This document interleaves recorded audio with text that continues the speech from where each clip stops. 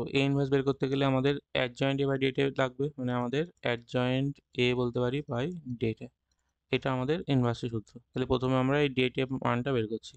তাই এখানে ডেটে কত হবে, দেখো ডেটে হবে আমাদের সেই এই টার্মগুলো নেবে আর তারপরে এই গুণগুলো হবে, মানে এটার সঙ্গে প্রথমে গুণ হয় তারপরে এই টার্মটা গুণ হয়। তাহলে প্রথমে 1 রাখছি আমরা, তারপরে একের সঙ্গে 1 গুণ করলে পাচ্ছি 1, তারপরে এই 2 এর সঙ্গে 2 গুণ হচ্ছে, মধ্যে মাইনাস হয়, তাই 2 গুণ 4 হচ্ছে।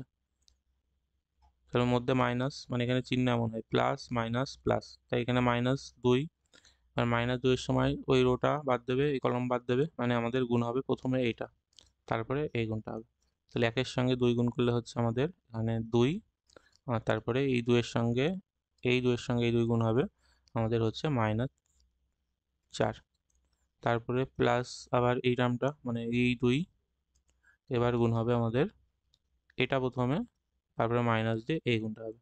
তাই 2 এর সঙ্গে 2 গুণ করলে হচ্ছে আমাদের 4, মধ্যে মাইনাস 2 এর সঙ্গে 1 গুণ করলে হচ্ছে 2। তাই দেখো এটা সিম্পলিফাই করলে হচ্ছে কত, -3 হচ্ছে, এখানে -2 হবে মানে +4 হচ্ছে, আর এটা হচ্ছে আমাদের 4। আর 8 থেকে 3 বিয়োগ মানে 5, মানে আমাদের ডেটের মান পেয়ে গেলাম 5। দেখো এবার আমাদের বের করতে হবে অ্যাডজয়েন্ট এ। দেখো অ্যাডজয়েন্ট এ বের করতে গেলে আমাদের প্রথমে ম্যাট্রিক্স আমরা কোফ্যাক্টর ম্যাট্রিক্সটা বের করব, তার ট্রান্সপোজ করব।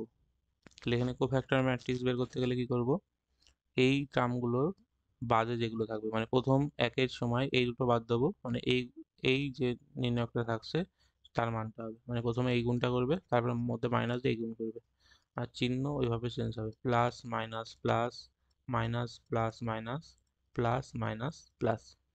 তাহলে প্রথমে একের জন্য যখন বের করছি ওই রোটা এই রোটা বাদ যাবে, তাহলে আমাদের প্রথমে এই গুণটা হচ্ছে একের সঙ্গে 1 গুণ হবে, তারপরে মধ্যে মাইনাস যেটা, মানে 1 গুণ করলে 1 হচ্ছে, তারপরে 2 2 হচ্ছে 4। তাহলে প্রথম টার্মটা হচ্ছে আমাদের এটা, মধ্যে মাইনাস।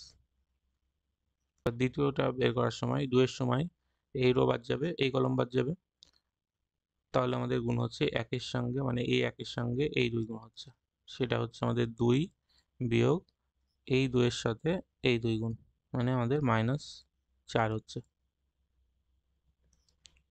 আর তৃতীয় পদটা যখন আমরা 2 এর জন্য বের করব, এই রোটা বাদ যাবে, এই কলমটা বাদ যাবে, তাহলে আমাদের আবার সেই এমন গুণটা প্রথমে করবে, মানে এই গুণটা তারপরে মধ্যে এটা, তাই 2 2 গুণ করলে হচ্ছে 4, তারপরে 1 এর সঙ্গে 2 গুণ করলে হচ্ছে 2। তাহলে এইভাবে আমাদের 9টা টার্মই বের করতে হবে।